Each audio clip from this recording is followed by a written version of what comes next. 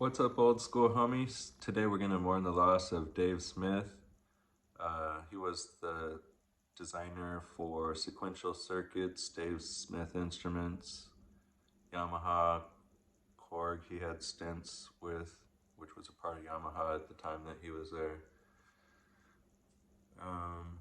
He also developed MIDI in 1981, which was audio interfacing,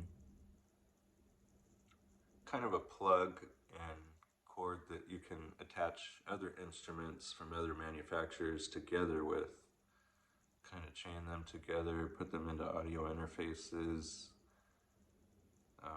MIDI is important to connecting your instruments to a computer if you want to do any computer editing with the software. He developed the first software-based synthesizer, which is something we're still doing, definitely. He's basically most famous for being a synthesizer designer. Because his designs were so good, I mean, he was asked to be worked with by, the top of the line companies, and he delivered. I'm still playing one of his instruments from 1990. And there were a lot more after that. And it started out kind of most with the Prophet 5 in 1978, which was the first microprocessor-based programmable synthesizer. And, that one is still famous today. They made another version of it that's more electronic. It's hard to say. I mean, a lot of his designs are analog and electronic mixed together in order to get different sounds, which was another thing that he kind of incorporated into his designs. And I feel like music is really just never going to be the same without him. And with the impact that he's done,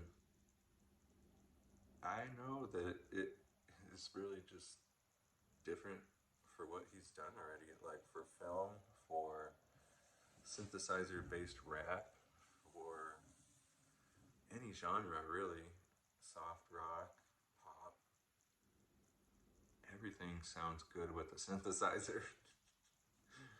I mean, when you get these instruments buzzing, there's more going on, and that was kind of one of the things that he capitalized on over the years is layering different sounds together using software, using coding, and it was amazing to see all the things that I still haven't seen all of the things that he's come out with, but the sounds are still being used. They'll always be important, and we will appreciate how he changed the industry to make it closer together, how he cared about the real. What was cool about him is he's a musician, so not only was he an engineer, he was an engineer of computer science and electrical engineer.